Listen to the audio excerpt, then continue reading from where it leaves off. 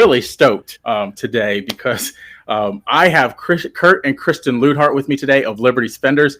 They do something that I was very, very interested in. We're going to talk about their faith a little bit. We're going to talk about how to leverage conservative Christian audiences, that they can show you exactly how to tap into those audiences.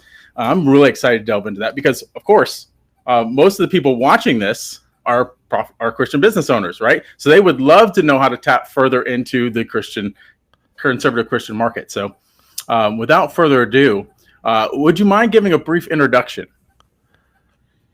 Don't mind at all. Go ahead. Yeah. I'm in charge of introductions over here. We are Kurt and Kristen Ludhart. And for 20 years, we've owned the Prosper Group, which is our marketing agency. And for 18 of those years, we just worked with political candidates for a living all over the country of all sizes, Republicans, and we'll get into that, I'm sure. But now we help conservative and Christian businesses who are looking to add more leads by talking to a market segment we like to call Liberty Spenders. Nice. And I see you have that book. I was waiting. I have that book in my cart on Amazon. I was waiting to talk to you first before I ordered it. But as soon as this is over, I'm going to go push. We'll do our best to win you over. Yeah. All right. So I like to start every interview just kind of casually, kind of get to know you a little bit better, let the audience get to know you a little bit better. So one of the questions I have for you around that is relative, but still kind of fun. If you could create a new national holiday to highlight value-based businesses, what would you call it? The first word that comes to my head is abundance, although Abundance Day doesn't sound as cool as, say, Independence Day or something. I know. Ooh. Yeah. I was thinking about freedom, but see, that's already kind of that's already in the ether. That's part of what we celebrate on July 4th. So, so abundance is the word, I think. Nice. That's a good one. Abundance Day. Imagine, hey, how are you celebrating Abundance Day, right? Yeah. That would be such a great thing to say. Yeah. Yes. Well, we all need to have that more in our mindset, right? Mm-hmm. That's so true. Side note, how long have you two been married? Okay, we got married in 2004. What you said that with? Because I can't do because I'm always afraid to say the wrong number, right? Isn't that every married couple's like, Yeah. Are we at 21? We will be 21. This August it'll be 21. Okay. Well, early congratulations on your anniversary. No issues here. I am the same way. I'll look over at my wife and I was like, I hope I get this right. Yeah. Yeah. It's no problem when it's been just a couple years, right? But once you get into the 15, 20 years, you start to... Yeah, what's another year now? The running joke that we have is that Kurt likes to round up with just about everything. So our kids' ages, he rounds up. How long we've been in business, he rounds up. And so I'm just always like, okay, when it comes to how long you've been married, let's get that right. Yes. This is I don't want to age myself any more than I need to. She's being my fact checker because, I round up to 20 years in business. It's really like 19 and some odd change, Well, I will tell you, I don't know how relevant this is. It's not really relevant, but I want to share it anyway. My wife has 2 birthdays. And the one being is very memorable because it's January 1st. And she hated having her birthday on New Year's Day. So we decided she was going to move her birthday to June 21st, the first day of summer, because she loves summer, right? So now I have to remember 2 birthdays. One's really easy to remember. Oh, man. I get that because my birthday's July 6th, so it's right around the 4th. But it's worked out because it's like things are decorated. There's fireworks going off, So, but I can absolutely empathize with your wife. Nice. So what's the most on-brand Liberty Spender purchase you've made recently that might surprise us? That's a great question, and we have a really good answer for you because we just finished the Indianapolis 500 IndyCar race. It is the biggest race or biggest sporting event in all of the world. It's held in Indianapolis at the Indianapolis Motor Speedway, and we are now completely hooked. And we bought some excellent merch. We are supporting a driver, Stingray Rob. He was car number 77. And all because we got introduced to him and his faith and how he's using his platform in IndyCar and as a driver, as a mission field. And so it is completely a Liberty spender, completely on brand. And in fact, we learned the charity he supports and bought a couple of their hats, which is Freedom Service Dogs of America. And again, not knowing when this goes, or maybe this is live, but Memorial Day weekend, obviously we just celebrated that. And so they train service dogs for veterans and give them free of charge. And it's a beautiful thing. And so that inspired us. And it's a Liberty Spender purchase because we're Indy 500 fans. You can't live in Indianapolis and not be an Indy 500 fan, as Kristen referenced. I mean, there was somewhere between 350 and 400,000 people there on Sunday. Wow. And but we've never really followed IndyCar. There's 17 races so we always follow the Indy 500, which is sort of their Super Bowl, right? Mm-hmm. That's the biggest, most high profile car race in the world. But we've never really followed it, but now we are, because we've connected with Stingray on convictions and where he stands on faith, and we've now heard him share his testimony 2 or 3 times, and every time I'm impacted by it. And, he sees that as a big part of why he races, and he puts scripture on his car. He's got that in common a little bit with Tim Tebow. And so that's our kind of on-brand Liberty Spender purchase, but a little off the, it's not coffee. It's a IndyCar. Yeah, that's super cool. It's interesting. I've always been this way. I've never really followed a sports team. I follow people, right? Michael Jordan. I was a Michael Jordan fan. If he had left the Bulls, I would have followed him. Hometown hero for you, probably Peyton Manning, right? For the longest time was there. I followed Peyton when he left Indy. I followed him to Denver. I became a Denver fan because he was in Denver. I didn't really root for the team. So I really feel like it's about the bond that you get with the players, not so much with the team. Yeah, well, there's some both. truth to that. Yeah, there's some truth. But I'm a little more. When Manning left and Luck came in here in Indianapolis, best game ever was when he came back the following year. It was Luck's rookie year, I think, and played us here in Indianapolis, and we won. That felt great. A little bit of a revenge for leaving us. Yeah, I we mean, still love him. No, it's not like that. In we fact, let him go, Yeah. so it wasn't like he left Yeah. on purpose, and he wanted to stay. But I'm here to support the team, and so in fact, the most interesting piece of that was there was a key moment in the game when Robert Mathis, our defensive end, sacked Peyton Manning in the end zone for a safety. Might have been a touchdown. I can't remember. Either way, I saw Robert Mathis a couple years later, and I told him that was one of my favorite moments of his when he sacked Manning. And I was, it was a crazy game. We stood up the entire time, and he said that was also his favorite because for of course his entire NFL career, Manning has always worn a red jersey, so he was never allowed to hit him. And it wasn't until then he was allowed to hit him. And so it was immensely satisfying. Nice. Not to turn this into sports podcast. This is the last thing I'm going to talk about as far as sports. I love sports. I'm more of a college football fan myself. Just to reference, there is one team that I follow no matter who's there, and that's the Clemson Tigers, because I live here in the upstate South Carolina. I'm a big Dabo Swinney fan. He raises them up right. Right. So, yeah, and he's a man of God too. Dabo, if you ever hear him speak, he, at the end of games, he's always giving the credit where credit is due. So it's really, really good. So I think this is a really fun question. If you're stranded on a desert island but can only bring one marketing book and one item from your home, what are you choosing? And you each get one.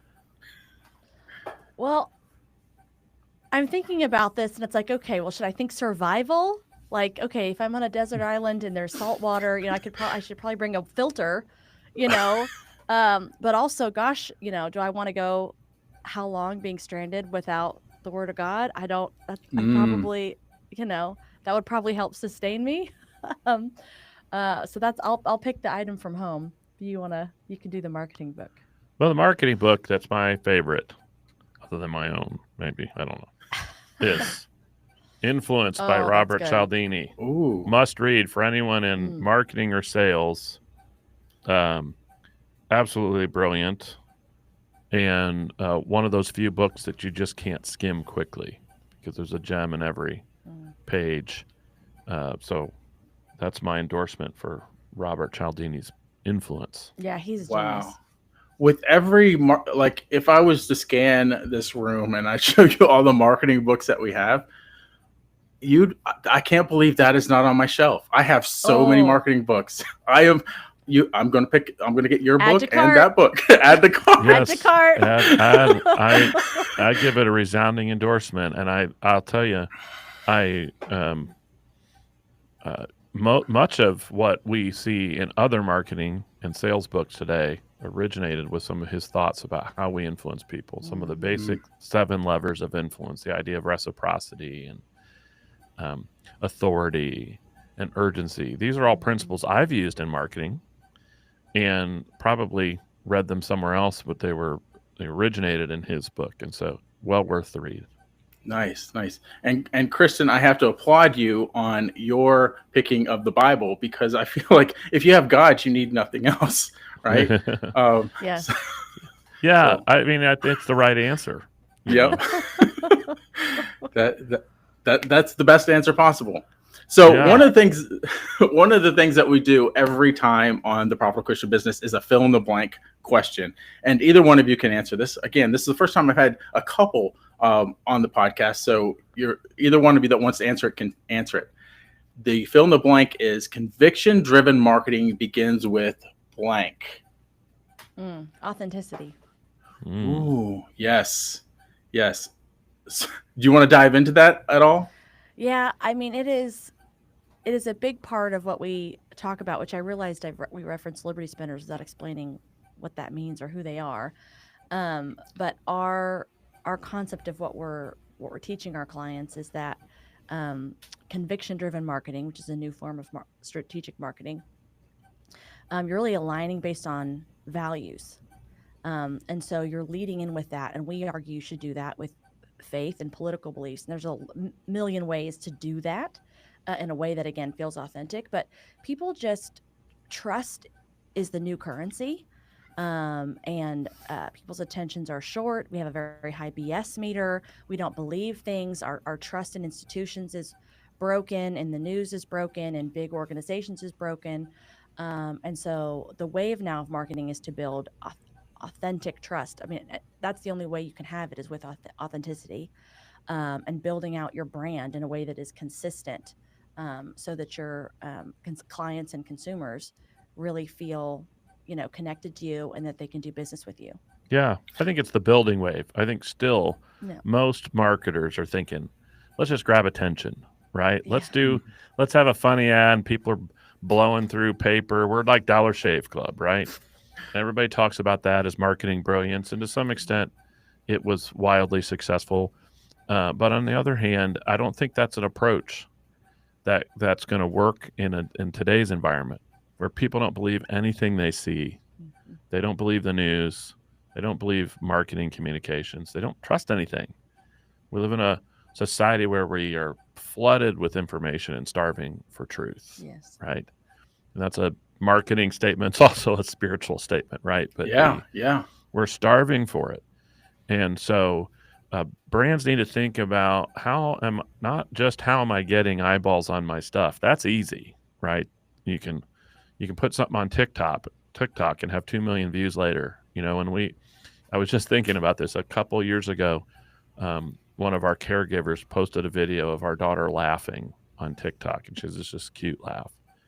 And a week later, there's 1.2 million views on that video, right?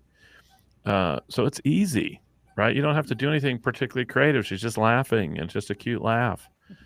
But it's hard to build trust. That's the commodity you've got to go after. And most of your marketers aren't thinking that. They're still saying, hey, let's work on your logo. Let's get a really cool, fun ad. Maybe you're doing something silly. But trust is what's such an expensive commodity right now.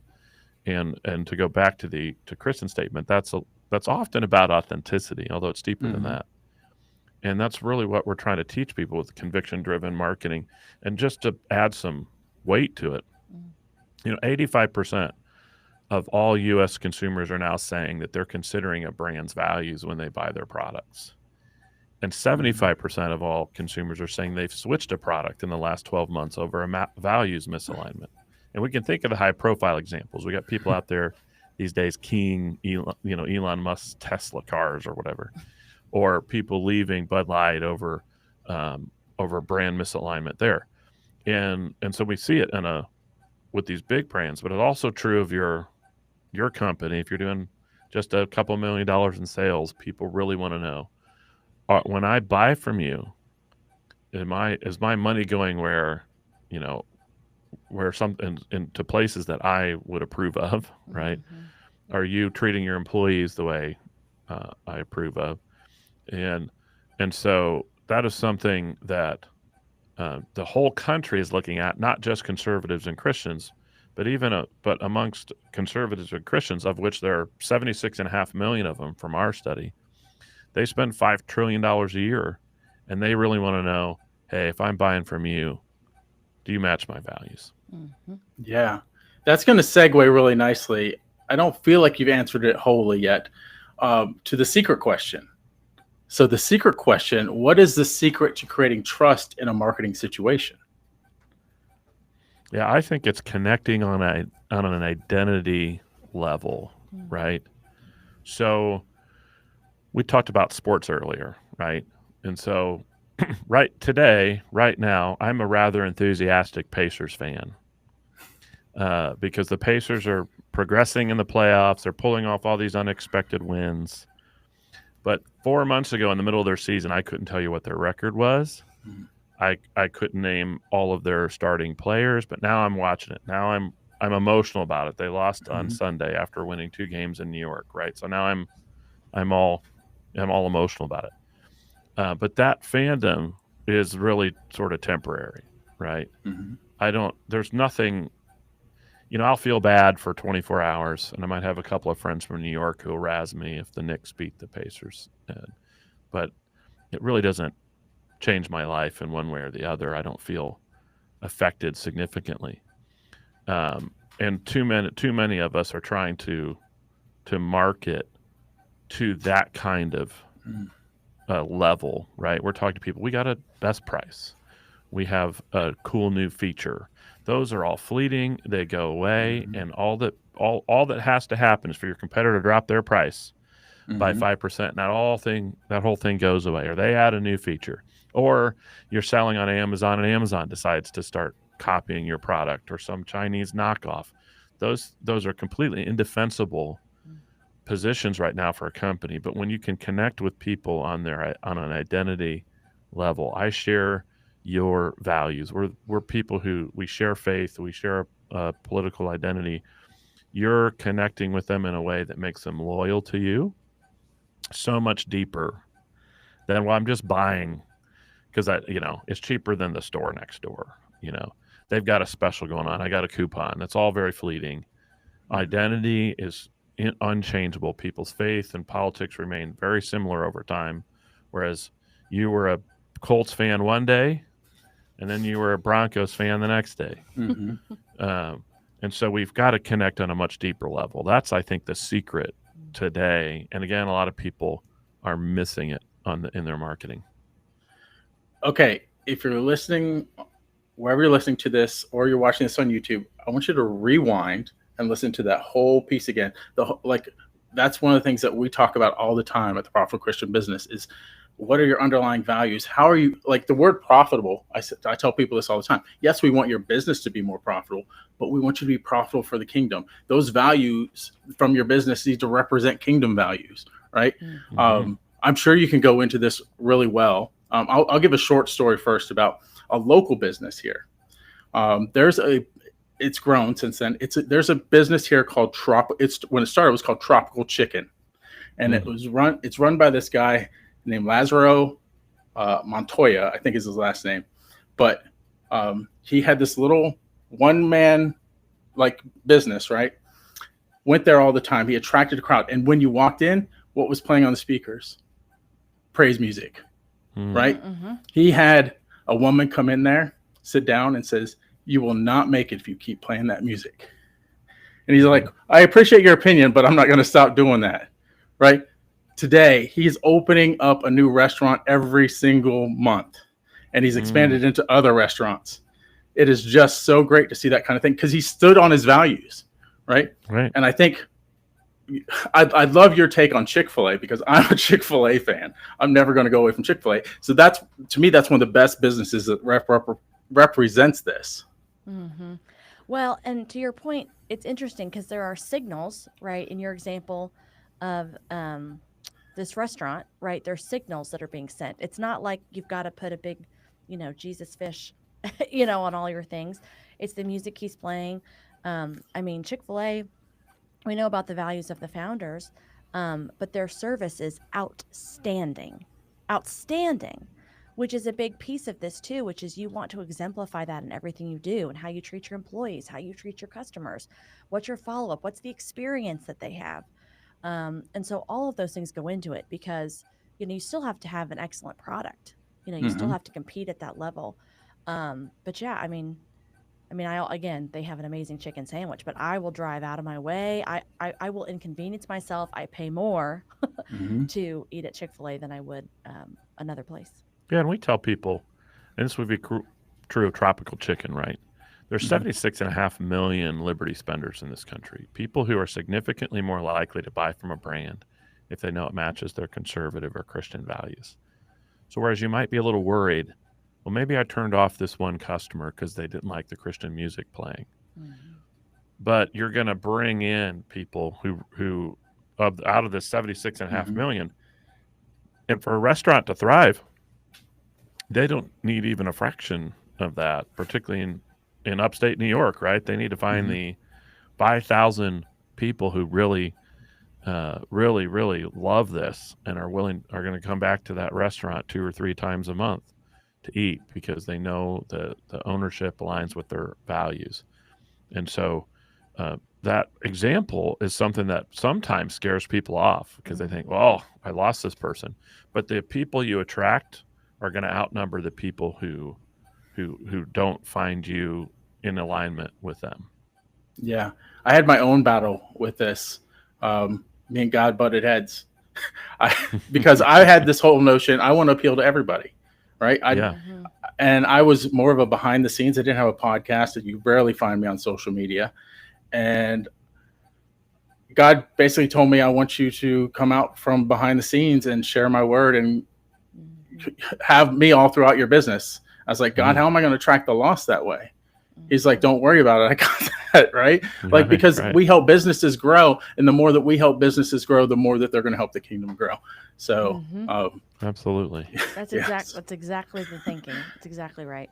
And by the way, not only attracting people that are, really bought in, but those people are more likely to refer you, right? To repurchase, reorder, higher lifetime value. So, depending on your business and which one of those things applies, all of those things are adding to the bottom line and giving you a greater chance to have more impact. I was really astounded by this number that you use in your marketing. $5 trillion market. Wow. Yeah. How did you come up with that number? So we know. So here's what we did. We, coming from politics, we're big about data, right? And we were curious. We know that there are businesses that are thriving by marketing to conservatives and Christians. Black Rifle Coffee Company went public for over $1 billion, right? We know that Chick-fil-A and Hobby Lobby are thriving. We know that Patriot Mobile, Every Life Diapers, and a countless number of other businesses are really starting to take off on this basic concept. But we were curious, how big is this, right? Chick-fil-A also has a really killer sandwich, so maybe they're just grabbing a lot of Americans who just love their chicken. Maybe they just like it more than Popeyes, and to Kristen's point, they have a good service. So we did a big deep dive, a big national survey, asking consumers how much do they value this and how much is it likely to change their purchasing patterns, and then built out a nationwide model based on that survey to find 76.5 million people who care about they're significantly more likely to buy if they associate your brand with conservative or Christian values. Now, of that 76.5 million, 45 million like to see both.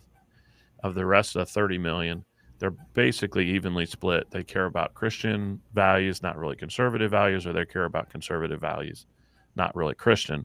So we're also capturing some people in the list that might not be of faith at all, or who may be politically conservative, but they're Muslim or something. So we do capture a pretty diverse audience.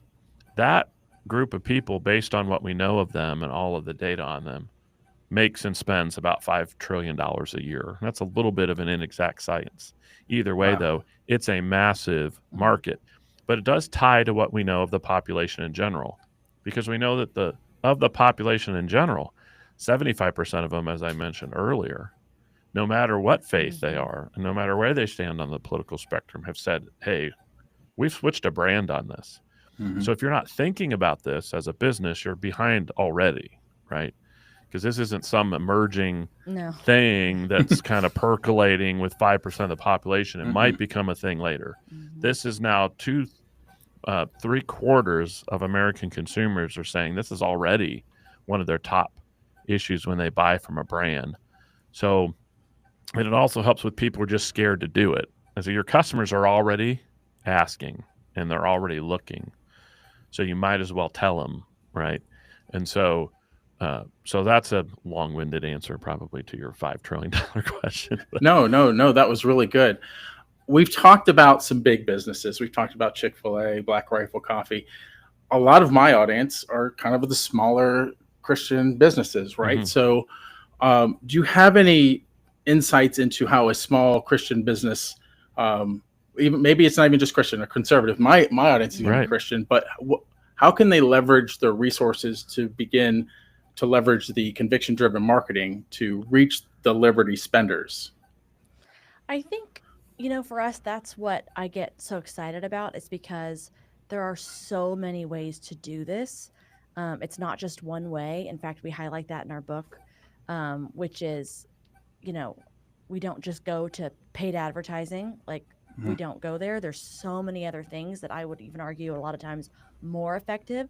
So for a smaller business, again, depending on if you're B2B or B2C, there's podcasts, right? Like what we're doing right now. There's email. Do you have your customer list? Do you have their contact information? You can start putting in those messaging and value add moments with your customers in email.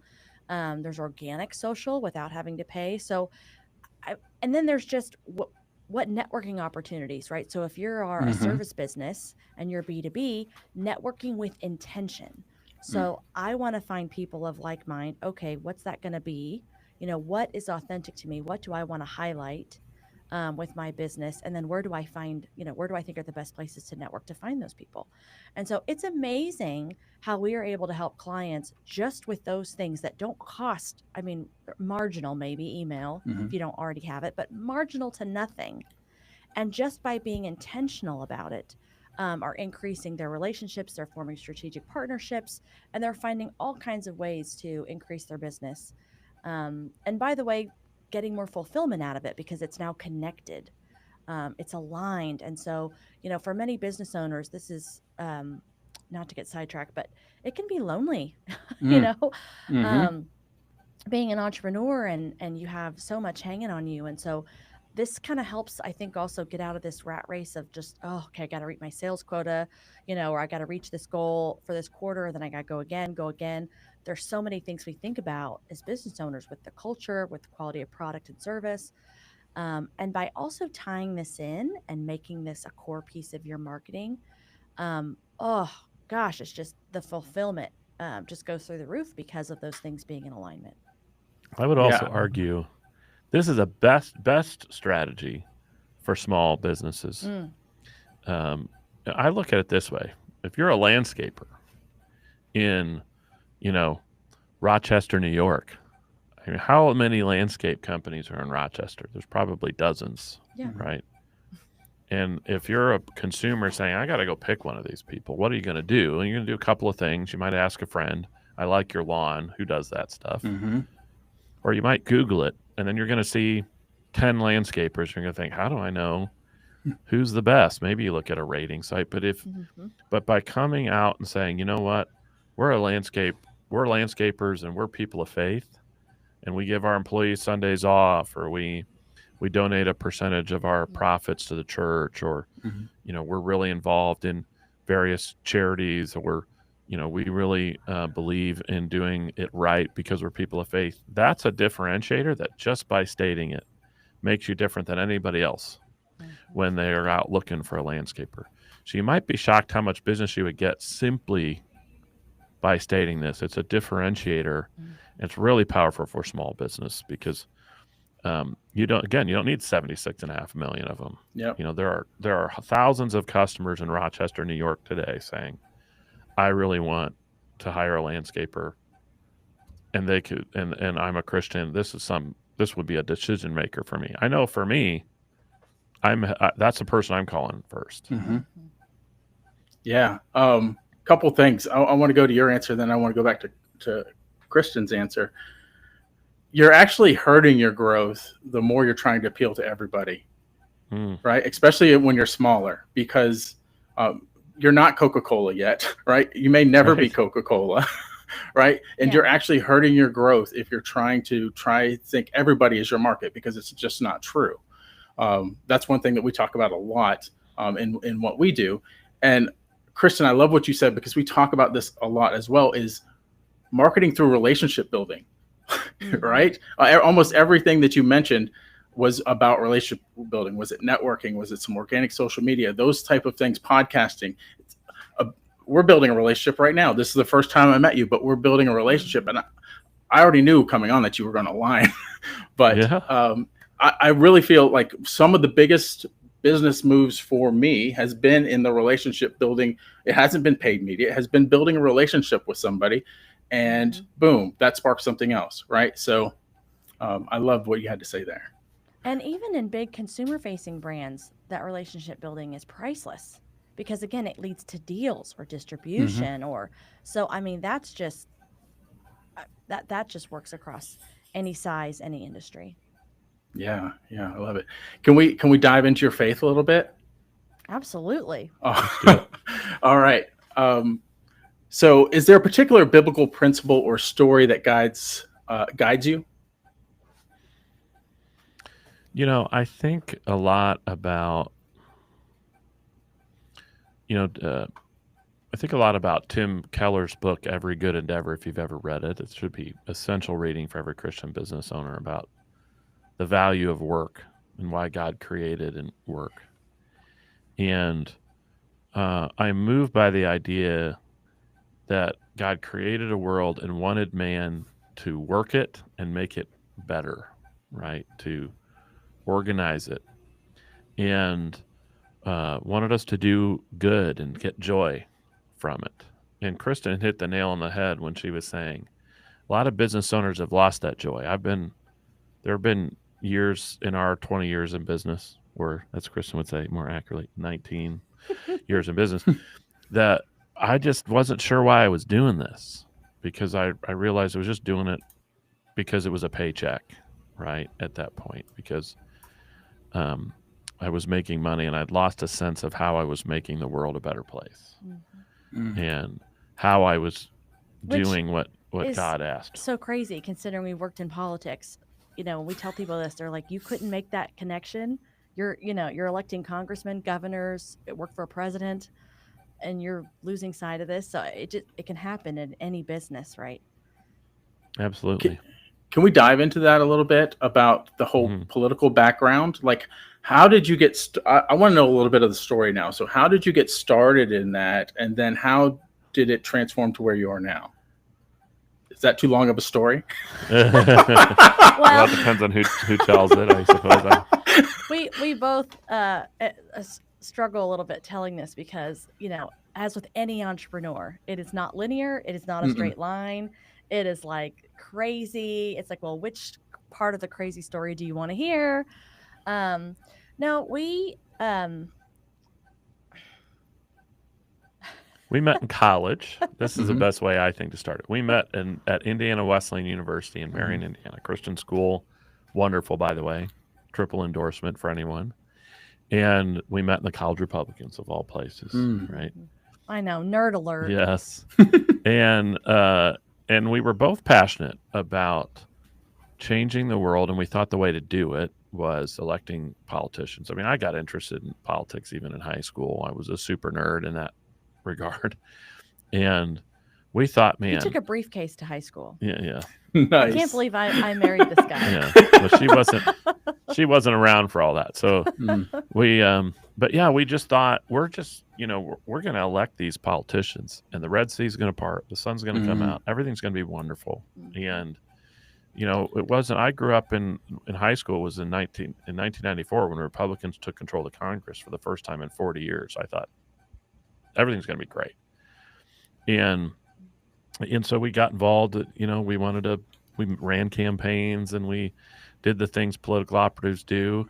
And then we thought, well, hey, we hate being unemployed after every election. That's the worst part about being a political campaign manager is day after the election, win, lose, or draw, it's over, right? Your job's gone. So we had the brilliant idea, which was not so brilliant, that what we should do is start a business serving these people, because then we wouldn't be unemployed after the election. So the new problem was we weren't unemployed, but we lost all our clients after the election. But either way, we started that back in 2006 and, started working for small campaigns. Just here in Indiana. Yeah, just here. City council races, state reps, and worked our way up by doing bigger and bigger races. In 2010, we got our first big break. We did a couple of really big campaigns, State Senator Scott Brown, who ran for U.S. Senator in Massachusetts, if anybody remembers this race, because it was now 15 years ago, where he beat, he won a U.S. Senate race in Massachusetts as a Republican, which hasn't happened since.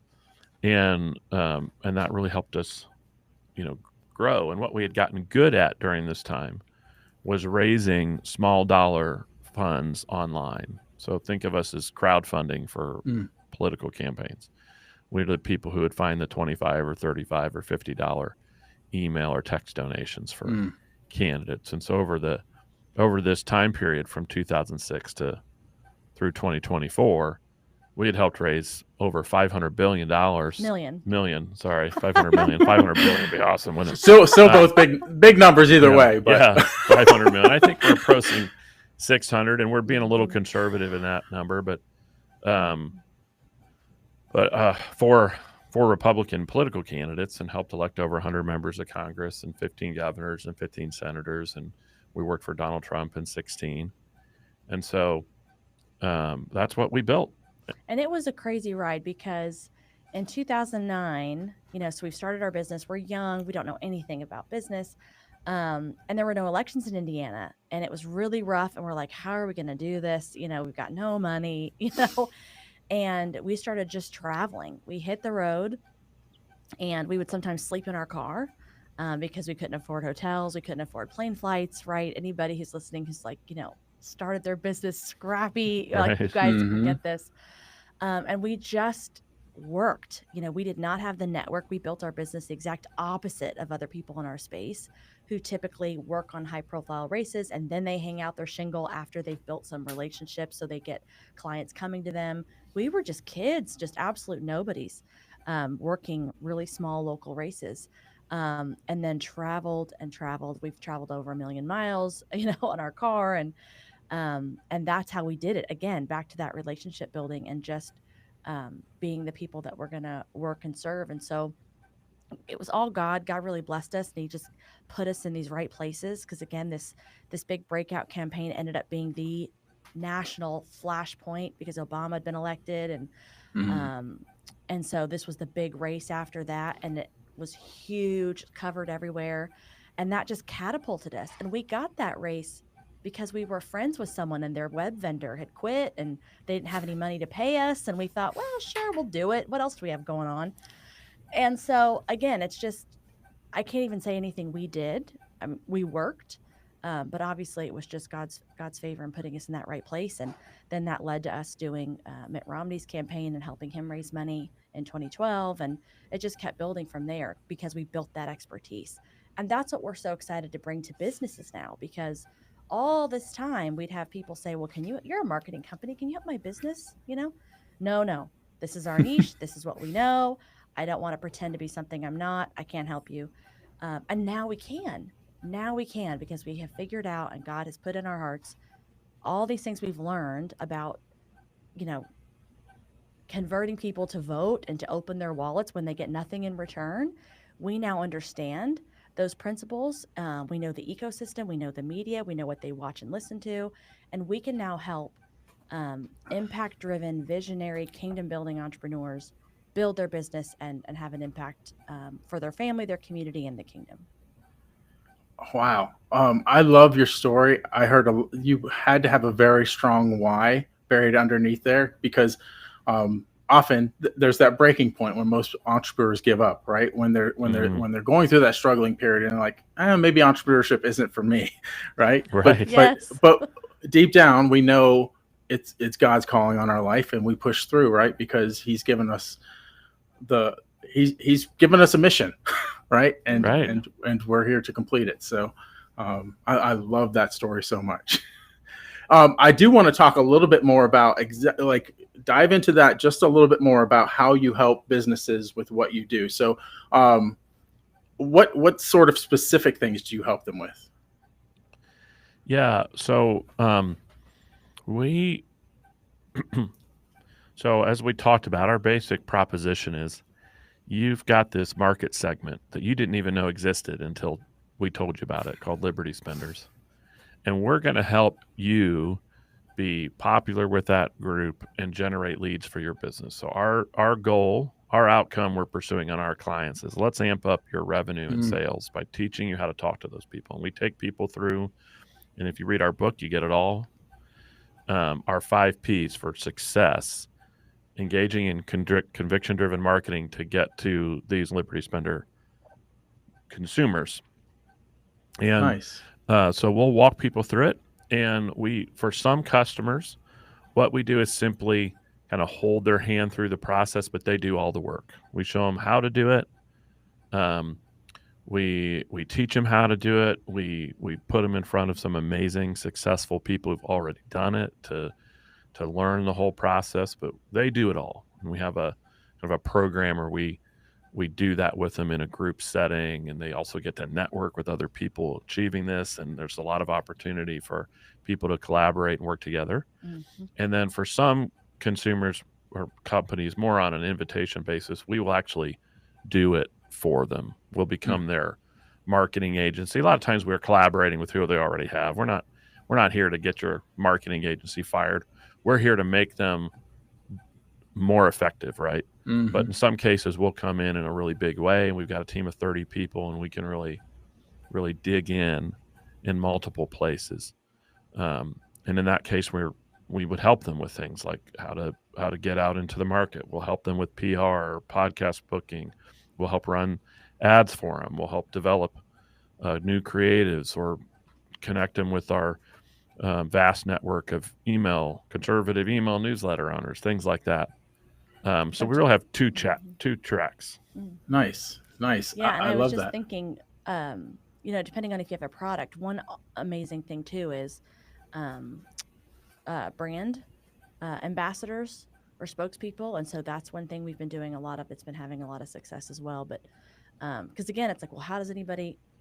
The number one question we get, if people say, gosh, this is amazing, I love this concept, now what? Like, how is anybody going to know who I am? How am I going to connect or build that trust? And so sometimes you can leverage other people's trust, right? Mm-hmm. By aligning with someone who's excited about your product or service, and they can be a brand spokesman for you. Yeah. And we Nice. just finished one, cross my fingers, maybe today with a Christian actor for one of our customers. And it took a couple of months to really come up with a good agreement. And this actor really wanted to be confident in the quality of their product. But that's going to be something that's going to take a wellness brand that nobody knows about to an audience of hundreds of thousands, if not millions, overnight. Because you're borrowing the trust. This Christian actor is well known and well trusted by their people. So instead of having to go through but could be a months-long process of trying to educate people. Hey, I'm a Christian business owner, and I sell health and wellness products, and we try to honor Christ in everything we do and try to get attention. They're now borrowing the credibility that this particular actor has, and I think it's going to be a really powerful opportunity for them. And so Chris is right to mention this is something we actually really enjoy these kinds of deals because they're really cool for companies. Some of them get to end up working with people that they've, always admired or watched their TV shows, and so it can be really fun. Yeah. I imagine that's a big amplifier. Like it takes the timeline, it speeds the timeline way up because, we know when you're trying to establish a brand from fresh, right? From start, it takes a little while because you got to get out there. You've got to start putting your values out there, your personality out there, and it just takes a little while to develop that. But when you can begin by leveraging someone else's authenticity, I'm not even saying that right. Authenticity, that's the word I'm trying to say. Authenticity. I'm just thinking, if you could get Tim Tebow to endorse your product, boom, right. You're immediately on the world stage. So. And we do that. And also, if you are going to then put paid dollars, I mean, you want something like that. Not every business owner or founder is going to want to be the face of the of the brand, or they may not feel comfortable being in the spotlight in that way. And so this is a great way to solve that problem. Yeah. Wow. I love all this. I feel like I could have you all on for a second time, and maybe we'll talk about that down the road. But I'm glad that I met you. I think there's, like I mentioned off camera, there's some opportunity here for us. I have some people that I want to introduce you to. So let's do it, man. Yeah. We got some kingdom to build. Let's make it happen. That's right. And I will say, just Doug, from what you shared, if I could encourage you, because anybody who's listening, can feel your heart. It really shines through, even through a Zoom. And, your decision, I think, to put yourself out there. And what I was so excited about talking to you because, again, the profitable Christian business is so, I think sometimes we have such big hearts, of people of faith. We want to help people, which I do. But we need to be successful. We need to have profit. That is what drives future growth. That is what drives generosity, contribution. And so I just want to give kudos to you for putting that out there because it is a business, not a charity. Now the idea is we then fuel charities. Yep. But the business, we need to be, God calls us to be wise and shrewd. And so I give props to you on what you're doing. Thank you. Yeah. You have to have something to give in order to give, right? And the more profitable you can be, the more you can have to give. Yeah. So. Well, thank you again. Where can we? Oh, I almost forgot. But let's do this. First of all, where can we send people to find out more about Liberty Spenders and what you do? Yeah, well, they can go to libertyspenders.com. Okay. And we also have a place where they can download the book. And so they can also go to libertyspenders.com/free. Nice. And they can download our book for free. Now, if you want to make a donation to college fund for our 3 or 5-year-old, you can also go to Amazon and buy it. But Speaking of profitable business, yes, there you buy go. it on Yes. Amazon. yes. Or you can download a digital version. We're able to do that. Yeah, and then go to libertyspenders.com/free and make sure you sign up for email there. I think you'll give an email address to do it because we're about to be promoting our next invitation to join our group and work with us on your marketing. And so that's a great way to start with us. But also for people who don't want to do that, we tried to write the book so it wasn't just it's not just some really flimsy marketing book that you don't learn anything from. It's pretty exhaustive. You could read the book and implement pretty much all of what we told you yourself, right? There's worksheets and access to things. I think working with us makes it faster, but you could do it. And so definitely go and check it out. Awesome. I do have a comment about that because one of the things that we pound the table with is lead with value, right? And with what you just said about your book, you're leading with value. When we're talking to people about how they should engage, what their lead magnet should be, make sure that they're leading with value. right? That it's not just something they're just going to put. They have to be able to take action from what you give them. Kudos. That is really good. And this isn't some AI generated book. No. It'd be a lot better if it. We wrote this. I'm sorry to say.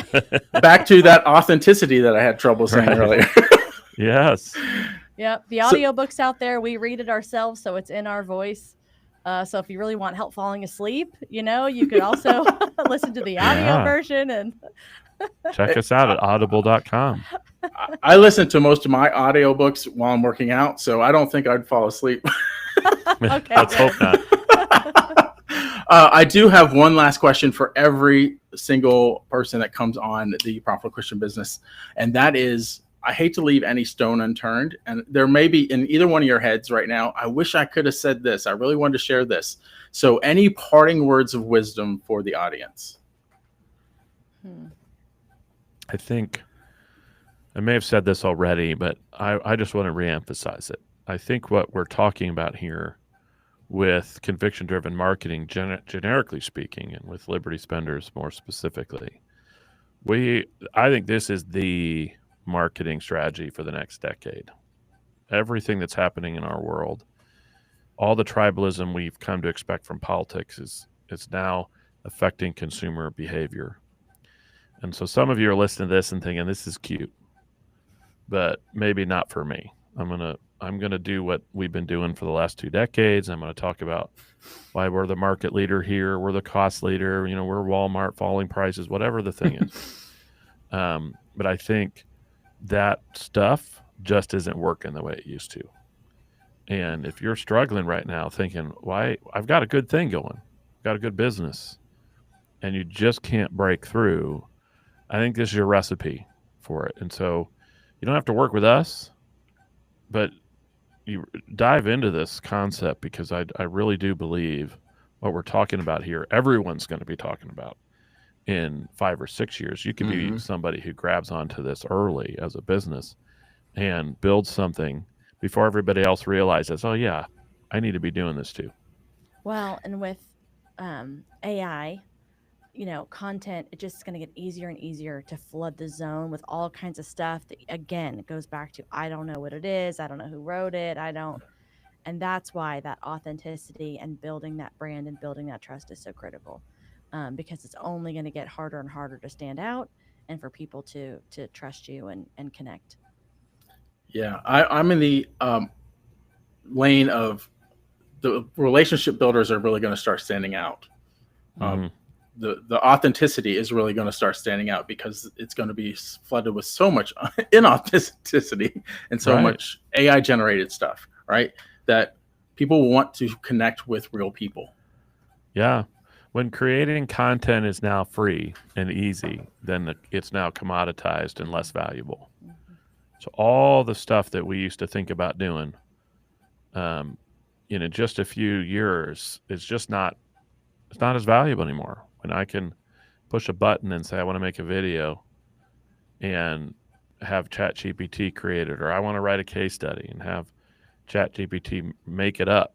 So, all of that stuff becomes devalued. And so that's only going to accelerate what we're talking about right here, in my opinion, is because all of this stuff that we used to do that used to take forever, if you wanted to make a cool ad that everybody watched, you're going to have to spend a lot of money on it, and you're going to have to spend a lot of time. That's all gone. And so it's time to join in on this trend, because it's going to define marketing, I think, for the next decade. Yeah. Wow. Thank you again. You have been some of my favorite guests ever on the podcast. So much great information. Again, go to Liberty. Anyone that's watching or listening, go to libertyspenders.com. If you're one of my audience, I implore you to go to Amazon to buy their book. We'll put that link below. There is a free version, but we're talking about profitable. The name is in the podcast. So you want your business to be profitable. Let's continue to help Liberty Spenders continue to be profitable. So go to that link, buy the book. I'm actionable content in there, not just fluff. So go use it and then hire them. Once you've read the book and said, wow, this is some great stuff. I really need some more leverage. So Thanks again, Kurt and Christian. It has been really, really nice to have you on the show. Well, Thank you, Doug. All right. And until next time, entrepreneurs, keep moving forward.